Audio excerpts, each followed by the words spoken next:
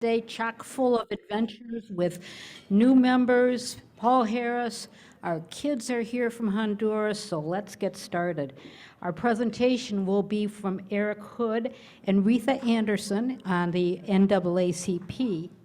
We'll start the program with a Pledge of Allegiance, a little bit of literacy from your president, and our invocation by Jack Briggs. And we'll recite the four-way test at the end of the meeting. I pledge allegiance to the flag of the United States of America and to the republic for which it stands, one nation, under God, indivisible, with liberty and justice for all. And for your little bit of literacy, I want to quote a real favorite of mine, Kareem Abdul-Jabbar. Reading is the most essential and available skill that people use to realize the American dream. People who do not have an education really don't get a chance to participate in our democracy in a meaningful way. And here Jack Briggs will offer us an invocation or reflection.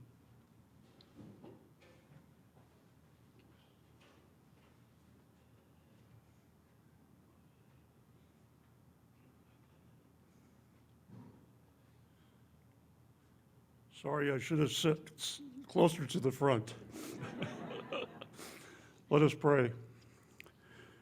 Our Heavenly Father, in these times of uncertainty and unrest, we ask that you would give us peace and hope for the future and calm the worries that seem to envelop both our city, our state, and our nation. Bless this food to our use and the fellowship around these tables. Amen. Thank you, Jack. Enjoy your dinner. We will reconvene in about 10 minutes. And welcome back to the program. This is the time that we are going to introduce our visiting guests and visiting Rotarians. And so could we ask our host to come up, and that would be Emily Morgenstern, Brandon Davis, Kathy Moore, Melissa Moore, and Tom Palmer, if you would come up with your guest.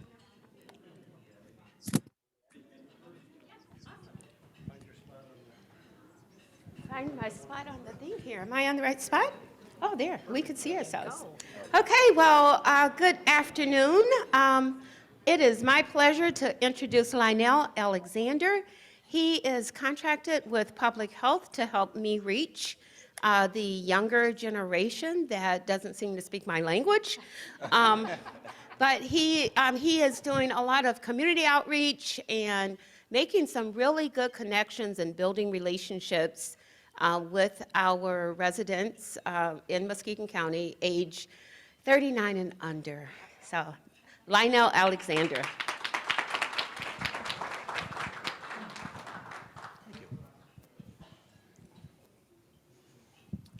Good afternoon. This is Ian McLean. He is an intern with us at Shoreline for the summer. He just graduated from Taylor University and with a business degree, and he hopes to join Shoreline, but if you have a better job for him, he's willing to listen.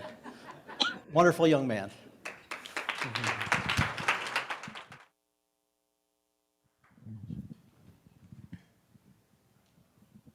There we are. All right. Again, Melissa Moore from Reed Muskegon, and my guest today is Shukrani Sangiyumba. She's joined us here before. She is the Family Literacy Program Coordinator for Reed Muskegon.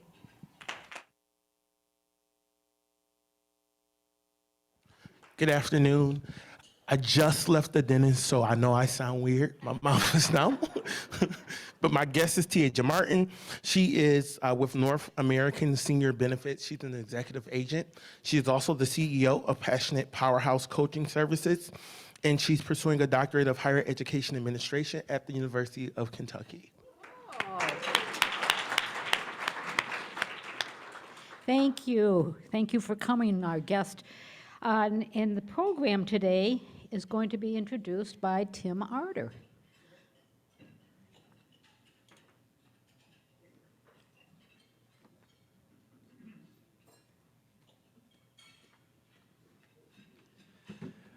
The program today is going to be centered around the 100th anniversary of the NAACP.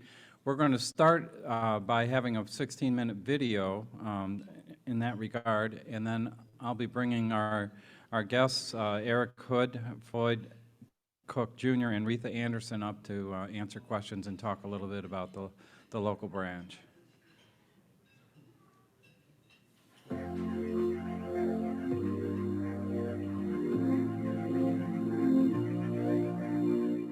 Muskegon was a very prejudiced town. If you were anyone who really wanted to see a change in how this system of government in the United States worked, you wanted to be involved. I remember the ice cream parlor on Peck Street. We could go in there and get ice cream, but you couldn't sit in the booth. On Western Avenue, we couldn't buy a hot dog. You know, that was yesterday. That wasn't back in slavery. That was yesterday. I just want to make certain no one else experiences that. I'm grateful that I was a part of the NAACP. I like the NAACP, and she loved it. You marched and you picketed trying to open up doors for blacks. The same thing that you want are the same things that I want. And that's jobs, housing, and what is fair for everybody.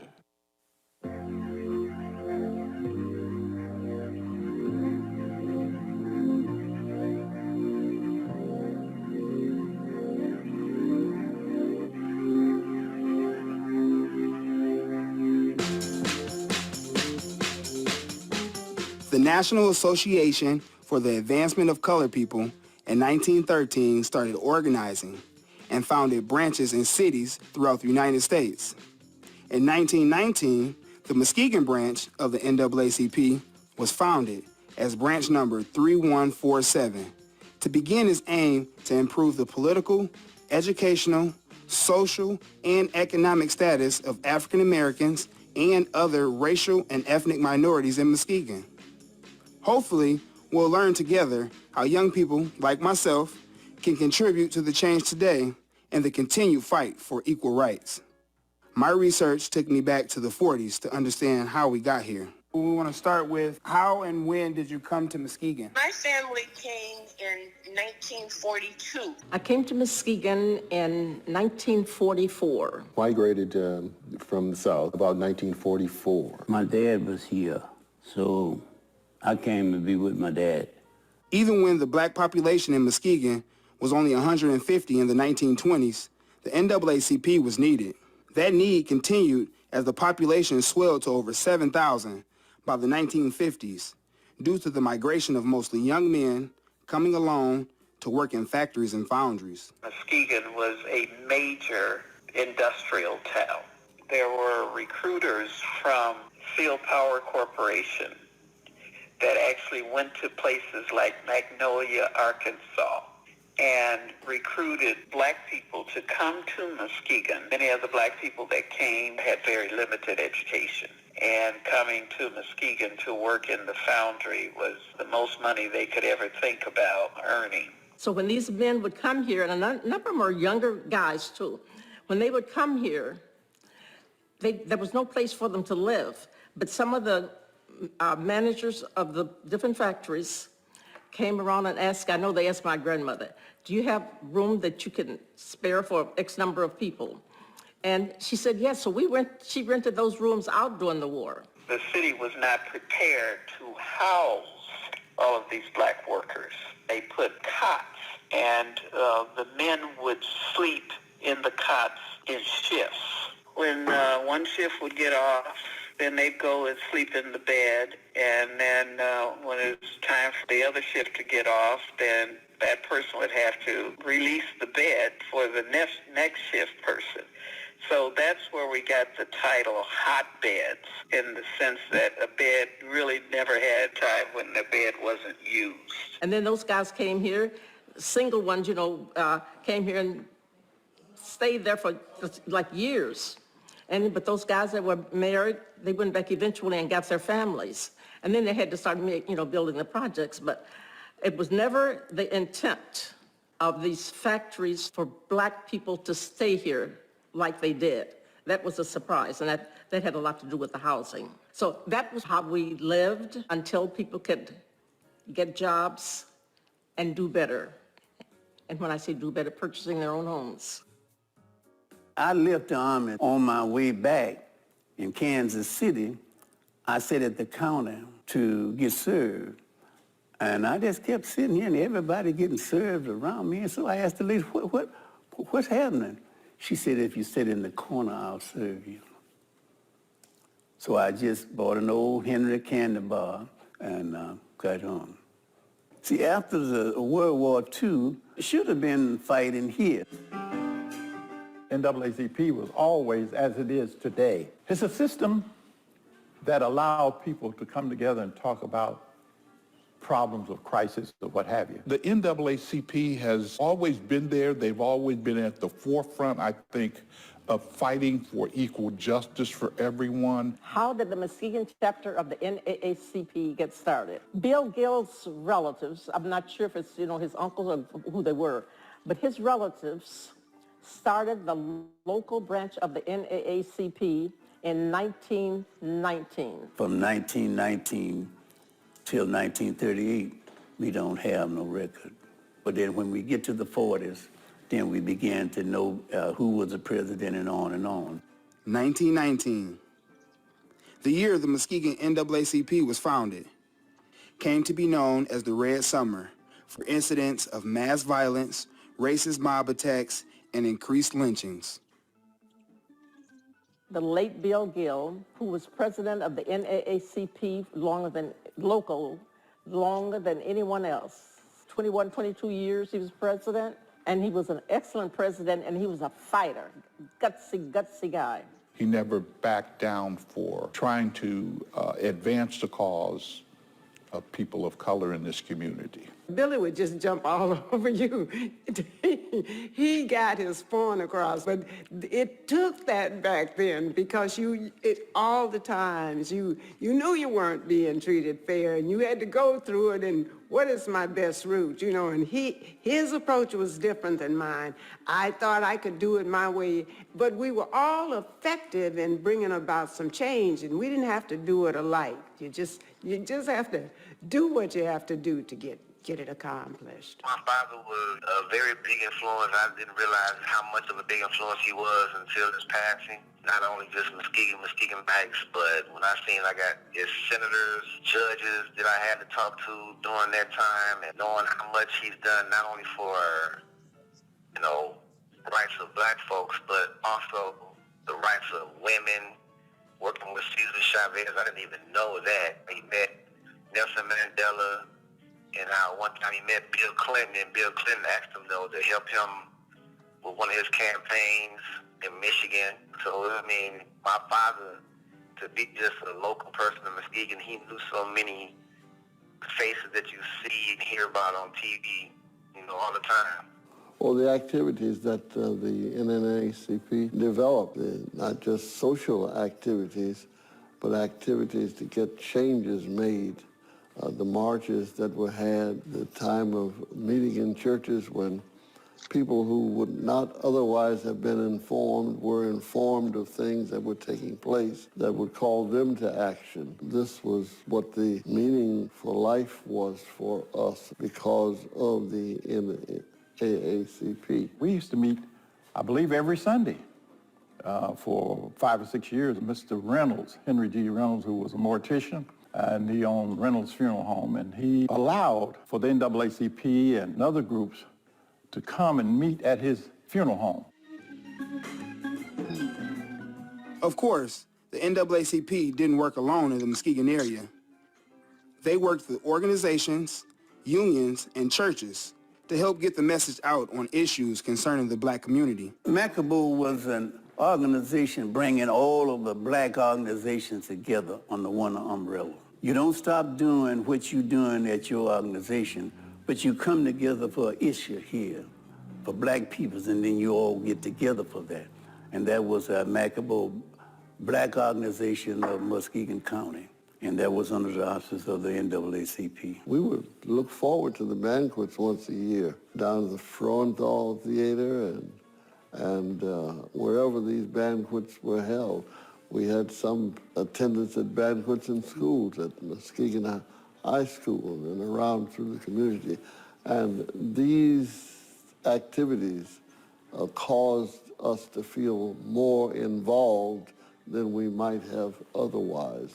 We're not separated, one on one side of the street and someone on the other side, but we were working together. From 1955 up until 1966, you couldn't go into those restaurants. So in 1966, the state conference was here. 1966 was the first year that we, as black, could go to the Occidental Hotel and have a meal. Herbert Hills was the speaker. Herbert Hill was the national NAACP man over housing. Seagree Morris and myself was in charge of the dinner. Herbert Hill spoke on, he told the story about going, they sent 2 blacks to see if they could get coffee, and they was out. 2 white would come behind them, and they would serve the white. Herbert Hill's speech was, usually I have nice things to say about people when they feed me, but you white people in this society make me sick. I didn't realize about the NAACP when I graduated from high school. One of the friends I went to high school with, the only job I could get was an elevator operator. And the friend who I'm talking about was a wealthy friend, white friend. And he came by and saw me doing the elevator operation. He said, "Seagree, you were smart in school. Why are you running an elevator?" I said, "It's the only job I can get." He said, that doesn't seem right. I said, "That's what I can get, so I run an elevator." So I couldn't get a job. And then when I go looking for jobs like saleswomen and stuff like that, they weren't hiring us at that time.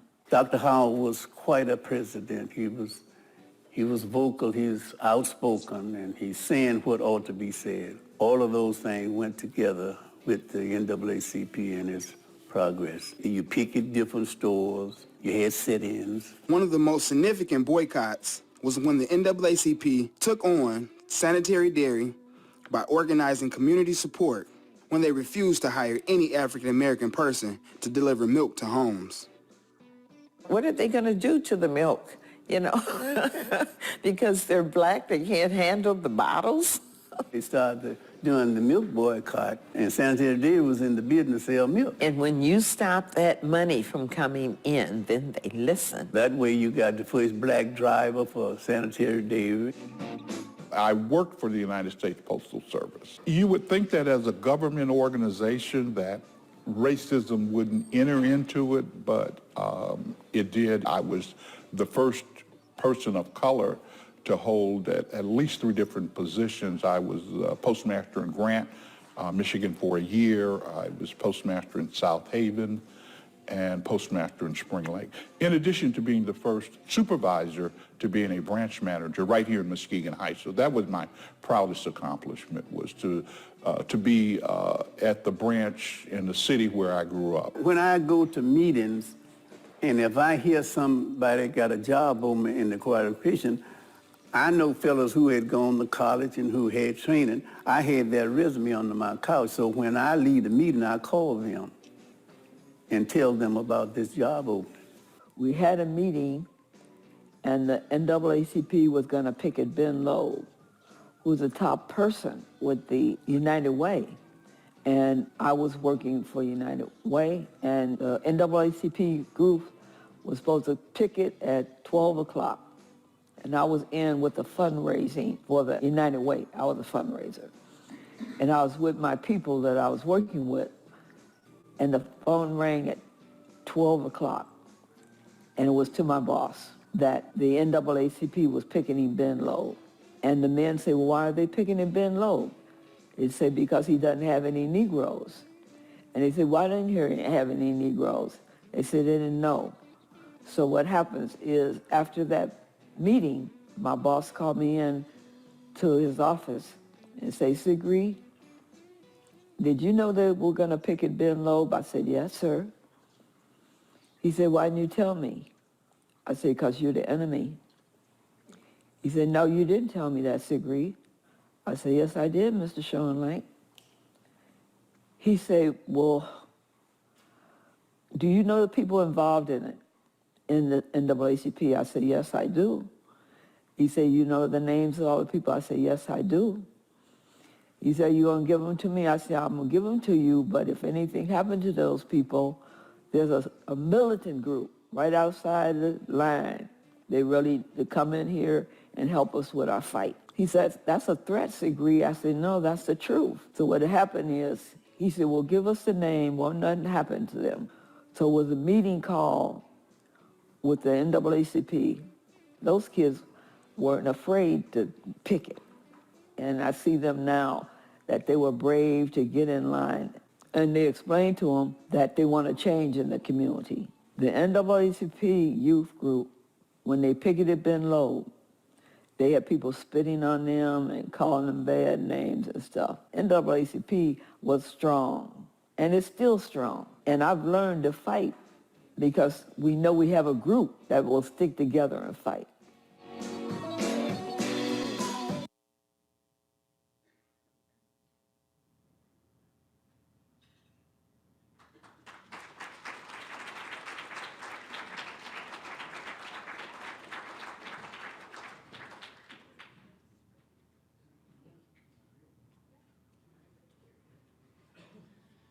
As they're coming up, I will introduce who will be with us today. Floyd Cook is going to be answering questions, but others, Retha and Eric will also. But just to give you a little background, Floyd Cook is the chairman of the branch membership committee. He's a 1959 graduate of Muskegon Heights High School. In 1964, he was the first African-American to graduate with a Bachelor of Science degree in Mechanical Engineering from Western Michigan University. Eric Hood is the current president of the NAACP branch, 3147. He also serves the Michigan State NAACP Legal Redress Committee. He's a 1980 graduate of Muskegon High School. He's served in the U.S. Army. He's a second-generation police officer, and over the past 12 years, he's served on the Muskegon City Commission. Retha Anderson is the first vice president. She's a 1972 graduate of Oak Ridge Public Schools. She has a bachelor's degree in urban and environmental planning from Grand Valley, and she has served on various local, state, and federal committees and boards. So at this time, I'm going to call Floyd over to answer questions that you might have, and I assume that there's a mic. Okay.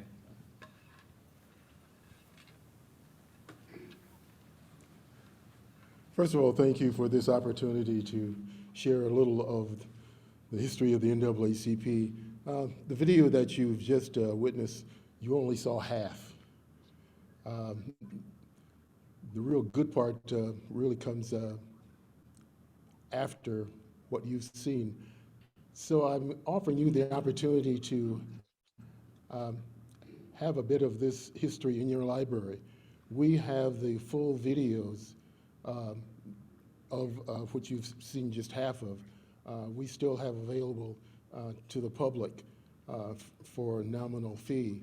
And so I would think that you would really gain a lot. Thank you for the tall guys. Former basketball player, okay, from the 50s. That brings to mind the fact that there are some people in the audience who remember me from the good old days. You are old schoolers, and I've also noticed that there are some in our midst who are from the old school organization, okay? But it's a pleasure to have grown up and sort of raised by a village of some of the people in this audience, and also those who you saw on the video. I've been with the NAACP since youth. I'm a life member. And needless to say, the struggles of the NAACP and the challenges are still present today.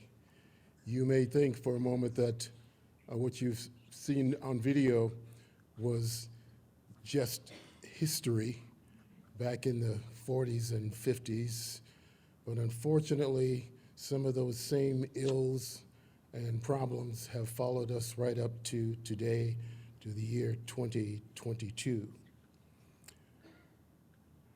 I was fortunate, having grown up in Muskegon Heights and through the educational system there, and gone on to college at Western Michigan University, graduated with a BS in mechanical engineering, product design.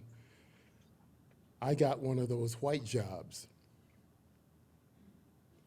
Let that soak in for a moment. You see, because racism was alive and well then, there were white jobs and there were other jobs for other people of color.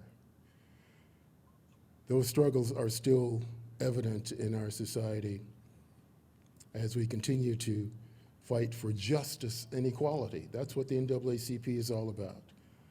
100 years old, yet we, as other organizations similar across the nation, are dealing with the same problems. And so we are only fooling ourselves if we think that racism is a thing of the past and we're now all integrated and living happily ever after. I can recall the words of Dr. Martin Luther King before his assassination, and he said, "I fear that I have integrated my people into a burning house." And so I'll stop there. There's so much more to share, and hopefully I've got two compadres with me. Floyd? Yes. Since I have the microphone, I'll take advantage Yes. of it. So what is the current area of focus of the local chapter, and how is the local chapter working to bring about change? Okay. One of our, as we know, this is election time, voting, registration, and so forth. And secondly, health. We've gone through, or we're still going through, the pandemic, but our local chapter has been really upfront in encouraging persons from all walks of life to get vaccinated, giving them proper information and so forth. And again, joining with other community organizations in encouraging us to get out and vote and to register to vote. Did I miss anything, my partners? I do.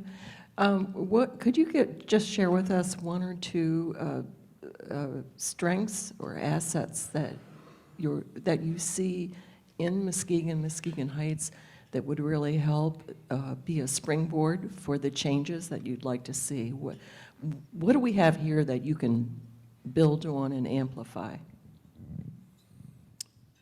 I think one of the key things is economic development.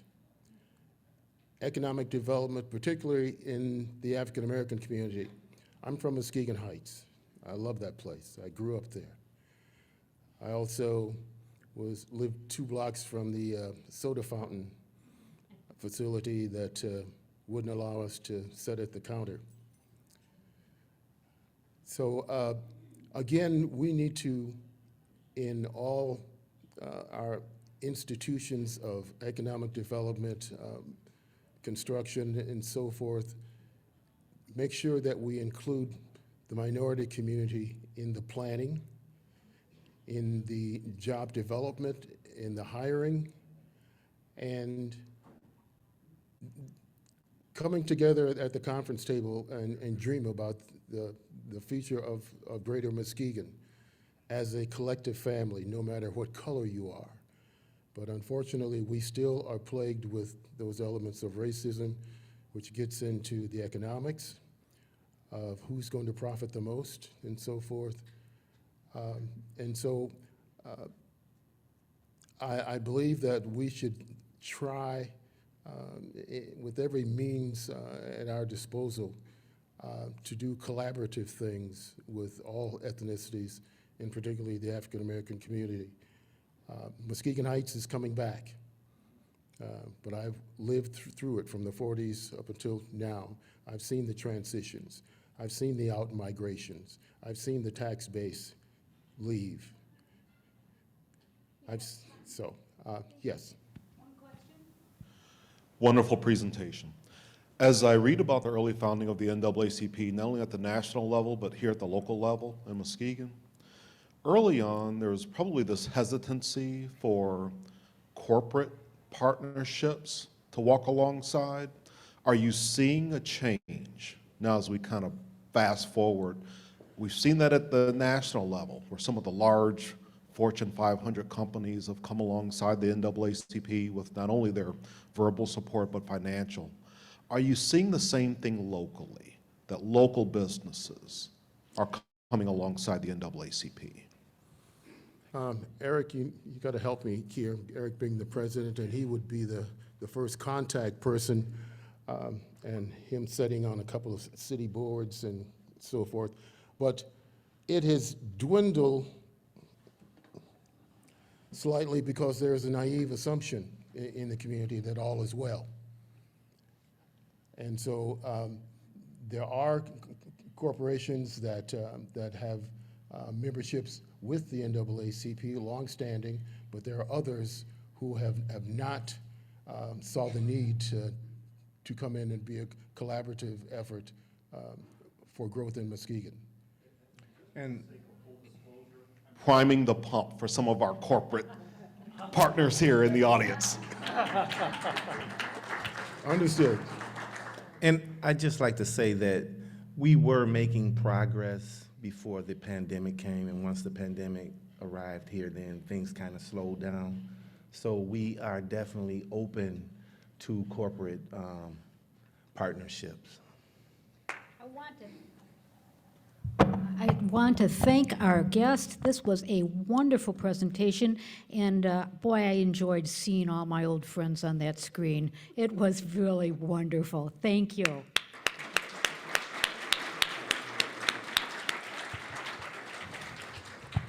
Today we have birthdays, and there's quite a few of them. So let us congratulate Jason Bertoya for July 15th, and Ken Johnson the same day. Karen Hayslips, July 17th. Kathy Betts, July 18th. Bill Marietti, July 19th. Richard Holdman, July 20. Mort Cantor, July 20. And Courtney Porrett, July 20. July 20 was a good day for us. So if we have anyone here who wants to give us their birthday present, come on up with your $10 and I'll sing you a happy birthday song. Happy birthday to you. Happy birthday to you.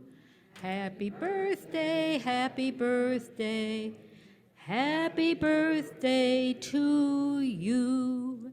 And now we have a special presentation. I'm going to call this part of Making a Difference, and we're going to introduce Mackenzie Covington and Eliza Piper. They're going to tell us about their adventures in Honduras.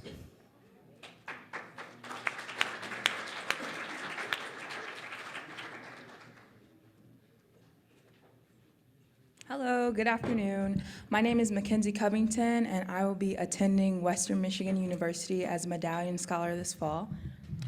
Oh my gosh. Hi, I'm Eliza Piper, and I'm going to be an upcoming freshman at MSU, and I'm studying landscape architecture.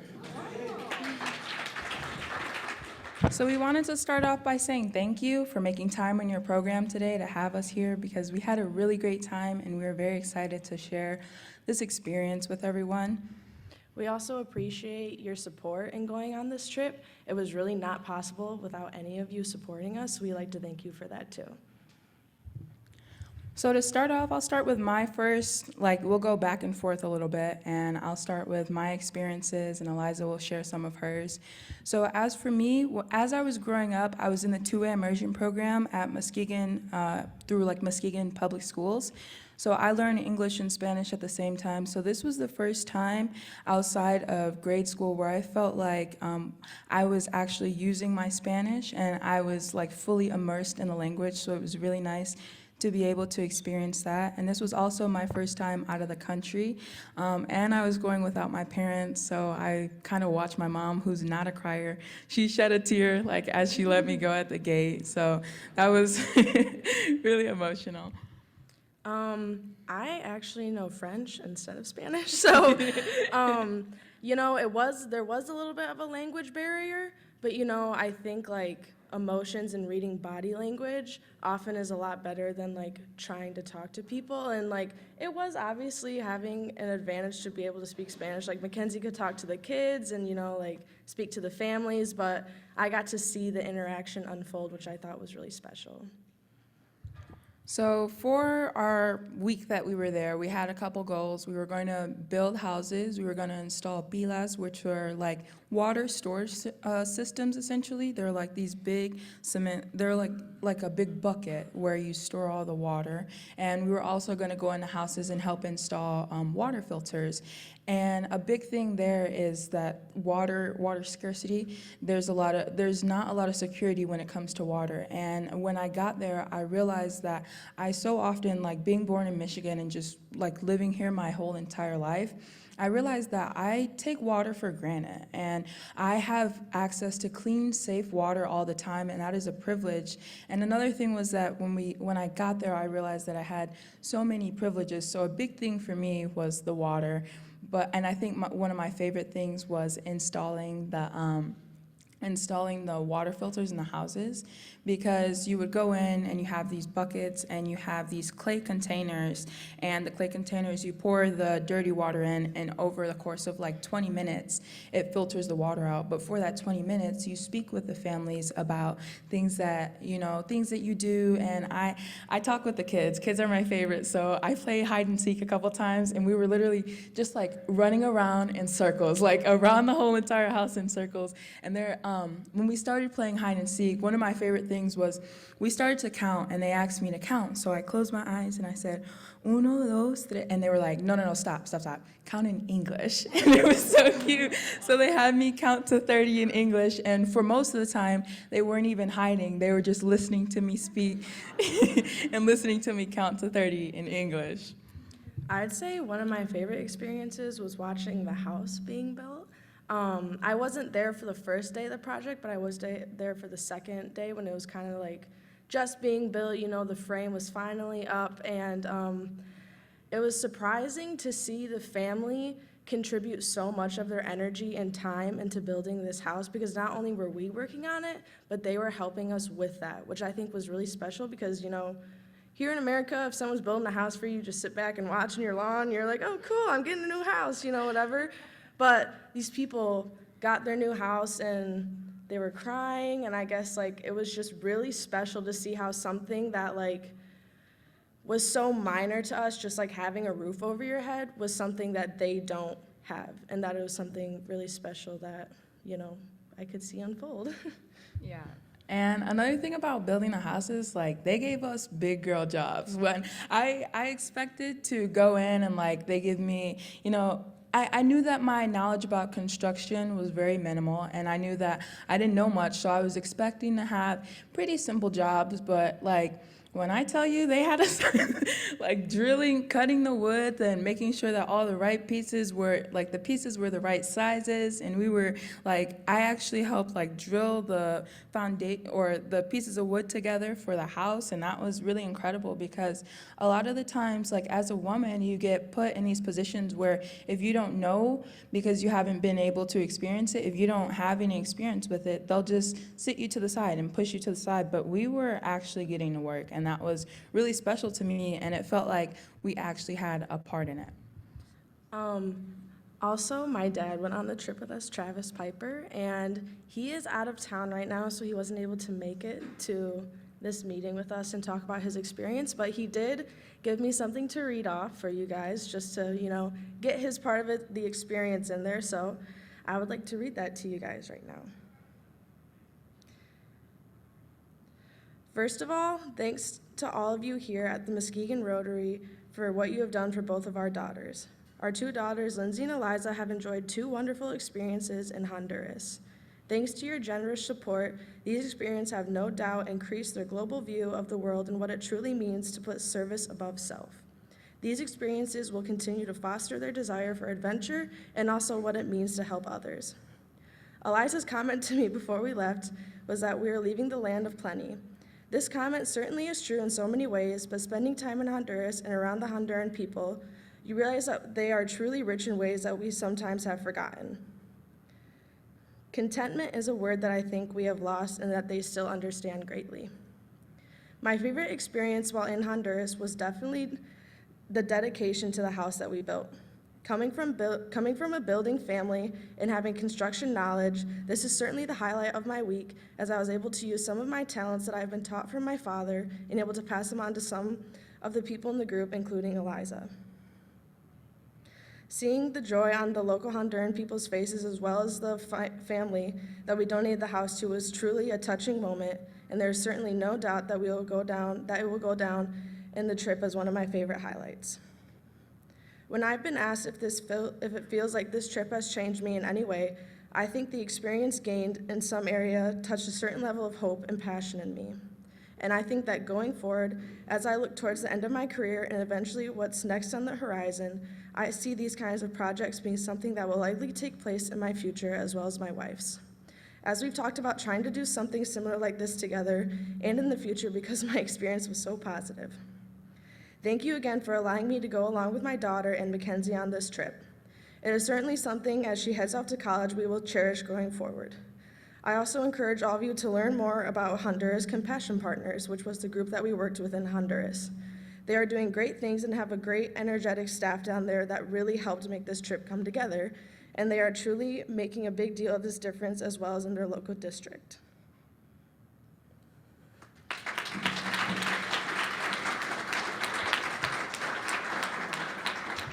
And as for, we work with Honduras Compassion Partners, and we also work with Chispa, which means spark. And with Chispa, we dedicated a library, and me and Eliza got to work on painting murals one day, and that was really incredible because we got to paint murals outside of a school. And for that one, we didn't get to see the students come in, but for the other one, we were working all day, and students were coming in and out. It was kind of almost like a daycare kind of thing that was going on while we were there. So that was really nice, and it was a lot of fun to be able to paint something on the wall and have people be able to see it. Do you guys have any questions that you'd like us to answer? Or? We are. I have to say, coming from the Rotary International Convention not too long ago, these young ladies have hit on so many points that the Rotary International is just promoting, that for world peace and understanding the water, the education, but more getting to know the people, and one of the biggest issues is girl power. And don't we have it here? Thank you.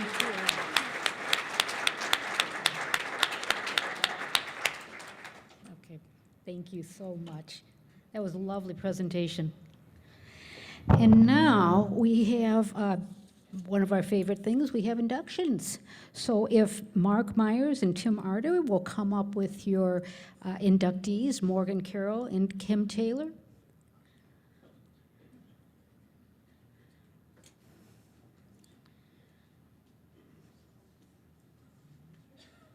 we have a mic?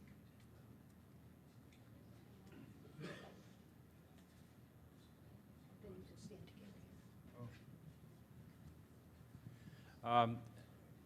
Today we are in, excuse me, Mike. Yeah.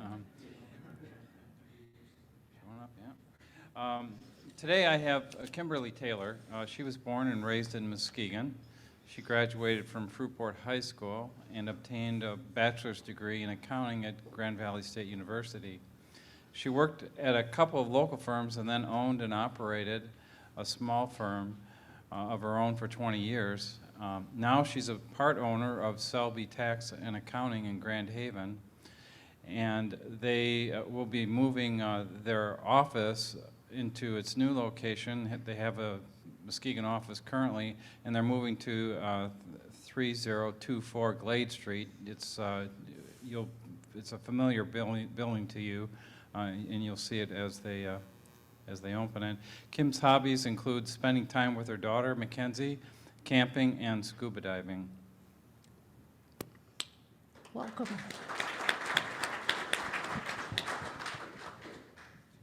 Well, good afternoon, Rotarians. I'm excited to introduce Morgan Carroll, one of our newest members. I got to know Morgan through Muskegon Area First, which is now GMED, Greater Muskegon Economic Development. That's why we call it GMED. It's short and easy. I've been on the board with that organization for many years, but importantly, one of Morgan's roles is to assist local municipalities in economic development. And so she has been involved in attracting and retaining jobs to our region and to Norton Shores. So with that, I'll read the formal bio. Morgan joined Muskegon Area First in June of 2018, now GMED, as Director of Business Development. Her role is to assist businesses to expand and relocate to Muskegon County. She works closely with the county to provide expansion of infrastructure, serves as liaison to the business resource team, and is closely connected to the manufacturing community. Morgan is a Muskegon County native and, more importantly, a Norton Shores native, right? She received her bachelor's degree in economics from Grand Valley State University. Go Lakers. Morgan is currently serving on the board of directors of the Muskegon, Ottawa, and Kent County Foreign Trade Zone, board of directors of West Michigan Works, leadership team for Discover Manufacturing, and is a loan executive for United Way, and is also on the Norton Shores Planning Commission. Welcome, Morgan.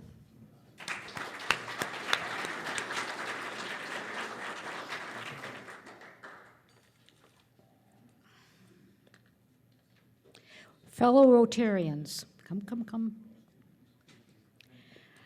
Fellow Rotarians and honored guest, the Rotary Club of Muskegon is privileged to induct 2 new members. You are beginning a great adventure in leadership, friendship, and service in the community and to humanity.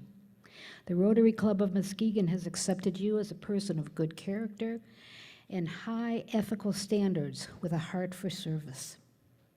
Your sponsor has invited you to be part of the worldwide organization dedicated to fostering service above self. It is through your own actions that you become a Rotarian. We encourage you to learn about Rotary and by actively participating in the club, including attending meetings, social events, and service projects. It is my pleasure. I got to do this two-handed. My pleasure to give to you this pin by which the Rotary, fellow Rotarians and communities will recognize you, and we ask that you wear it proudly. You may notice it's more than just a pin. We also have the plaque that we hope you could display in your office. I would also like to challenge you to share the gift that has been given to you and be a representative of Rotary in the wider community by sharing the spirit of the 4-way test in your work, service, and play, and inviting those you meet along the way to join in this mission. Do you accept this challenge? Thank you. Together as Rotarians, we work to enrich youth, ensure health, develop communities, and promote peace. Fellow Rotarians, please rise to meet our newest Rotarian members.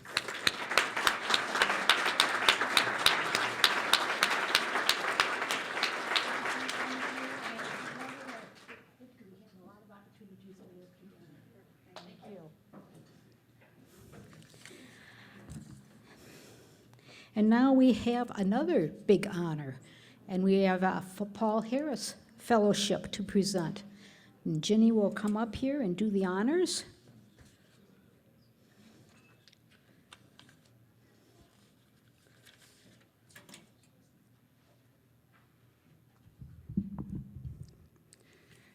Hello, it's a ceremonial kind of day, huh? In 1957, Rotary International established the Paul Harris Fellow Award to honor Paul Harris, one of the 3 founders of Rotary. Rotary created this eponymous award to express appreciation for the financial support of the humanitarian and educational programs of the Rotary Foundation. This award is one of Rotary's most prestigious honors. Paul Harris once said, "Dreaming's not so bad if one dreams good dreams and makes them come true." Rotarians make dreams a reality through Rotary Foundation programs that provide educational opportunities, food, potable water, sanitation, health care, immunizations, and shelter for millions of persons here at home and around the world. Today, we're honoring a deserving individual who also dreams good dreams and makes them come true. To help with this presentation, I invite Matthew Farr to come forward and tell us about our honoree who will join the worldwide ranks of Paul Harris Fellows.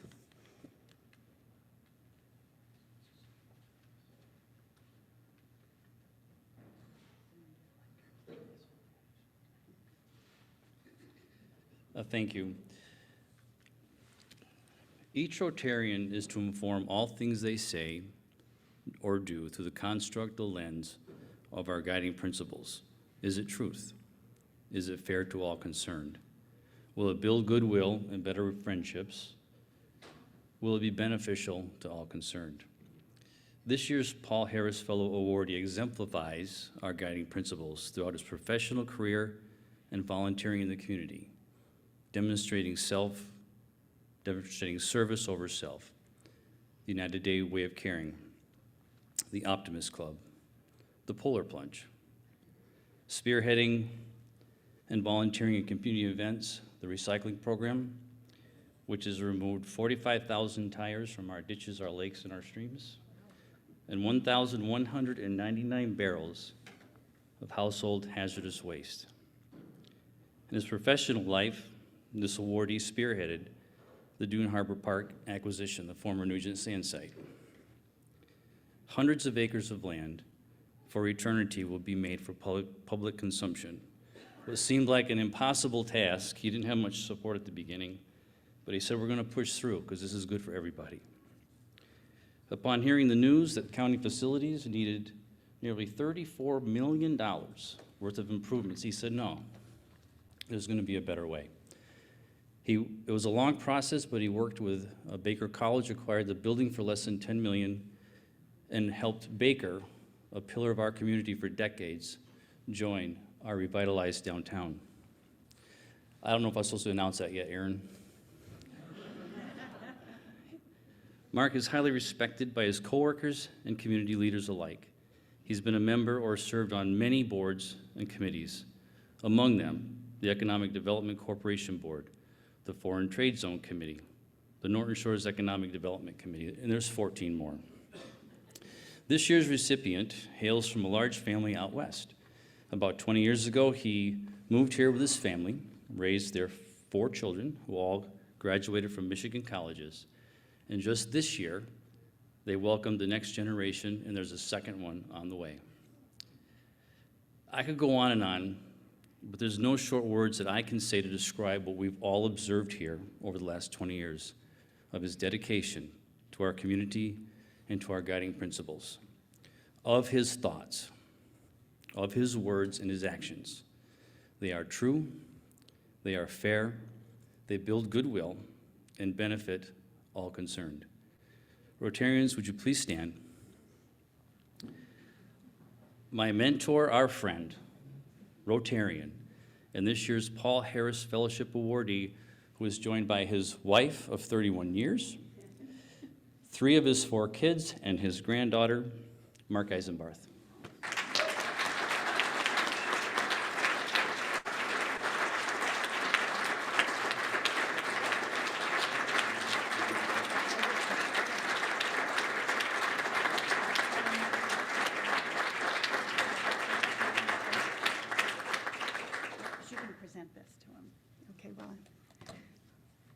Little fumble on the handoff here, just a second, yeah. Get the certificate and yeah, thank you. Today, my fellow Rotarians, we move closer to a more peaceful world as Mark Eisenbarth becomes a Paul Harris Fellow. Mark, you are being recognized today as a Paul Harris Fellow in special appreciation for how your life exemplifies the humanitarian and educational objectives of the Rotary Foundation. You were designated to receive this recognition by the Muskegon Rotary Club. On behalf of the Rotary Foundation Board of Trustees, you receive 3 emblems of a Paul Harris Fellow: a certificate, a lapel pin, and a medallion. The certificate states you've been named a Paul Harris Fellow in appreciation of tangible and significant assistance given for the furtherance of better understanding and friendly relation between peoples of the world. We encourage you to wear your pin to all Rotary events to show your support for the Rotary Foundation and its programs that save and invigorate the lives of people around the world. Please accept our congratulations and sincere appreciation for your commitment to our shared goals of world understanding and peace. Rotarians and friends, I'm going to ask you to stand again. Please congratulate and recognize the newest Paul Harris Fellow in the world, Mark Eisenbarth. Congratulations.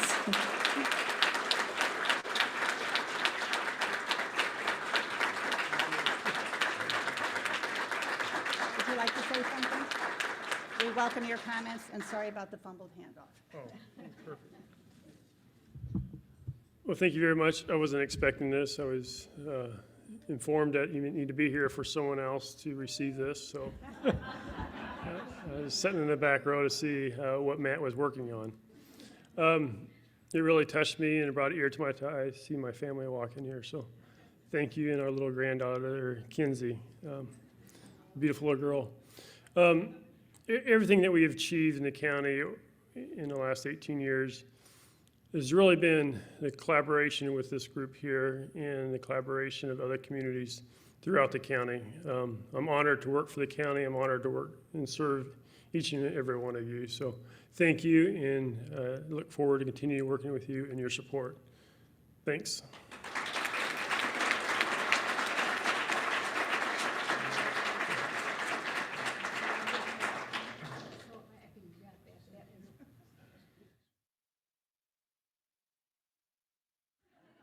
They must think Jason is still here. Oh, what a wonderful thing to have Mark in the fellowship. He was so well deserved. I hope that you'll be able to stay around at the meeting as we close so people have a chance to congratulate you. Yikes. It is a fumble day. We have some announcements. Bill Loxterman is going to give us an announcement about how many Rotarians have hit the silver screen. And while he's coaching, I do have a communication from Susan Crane. She asked me to read. It says, "Dear Muskegon Rotarians, it is with heartfelt thanks to all of you who attended Orville's memorial service, sent flowers, and provided words of condolence and support, donated to the Rotary Foundation in his name, stopped over to see me, and planted a tree in his memory at Rotary Park. Orville loved you all, and you sure knew it when he did. There's a big hole in my world right now, but as I have had to move forward and live after my late husband Peter died 10 years ago, with your help and support, I will put one foot in front of the other and sometimes fall backwards. And this is with warm regards from Susan Crane." Bill.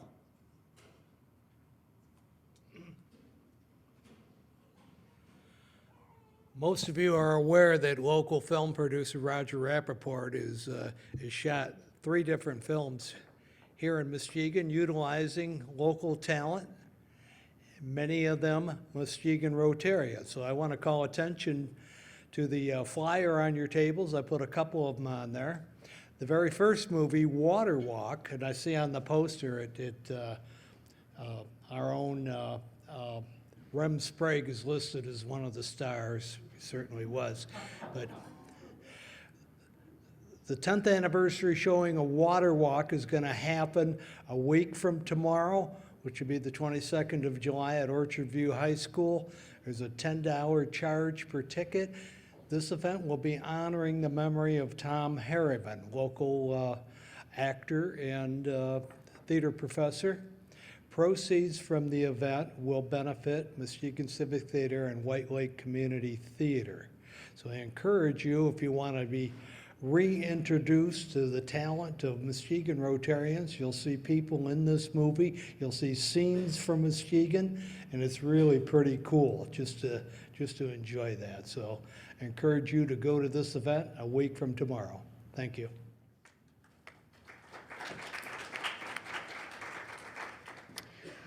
Now, the moment you've all been waiting for so that you can pay for next week's lunch, we'll have our raffle. And that is Frank.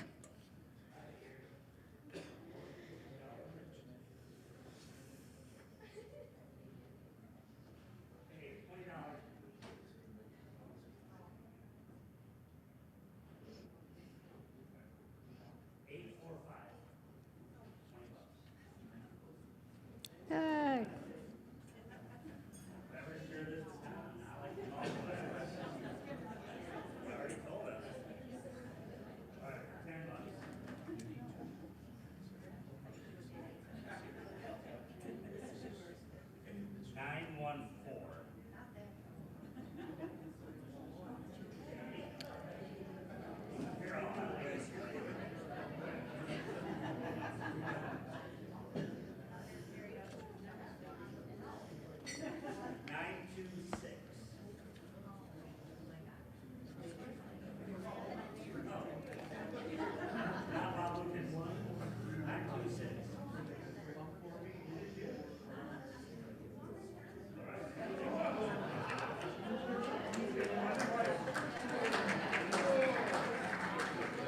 All right. Okay, I want to thank all of our visiting guests, Kelly, Tisha, Lionel, Sarani. I actually practiced that. I don't know if I've got it right yet. And Ian, Mackenzie, Eliza, and our friends from the NAACP, Retha, Frank, Eric. Next week's program is one that you won't want to miss. It's something that will touch everybody in this room. Everybody in this room and throughout the community at some point in their life will be touched by a disability, either themselves or their families. And we have a group here in town, Disability Network of West Michigan, who's dedicated to not only the rights of the disability, but also to helping with services and education, and it's something you do not want to miss. So I hope to see you next week, either with here or on Zoom. And with that, we will stand and recite the four-way test. Of the things we think, say, or do, is it the truth? Is it fair to all concerned? Will it build good, better friendships? Will it be beneficial to all concerned? And with that, we are adjourned.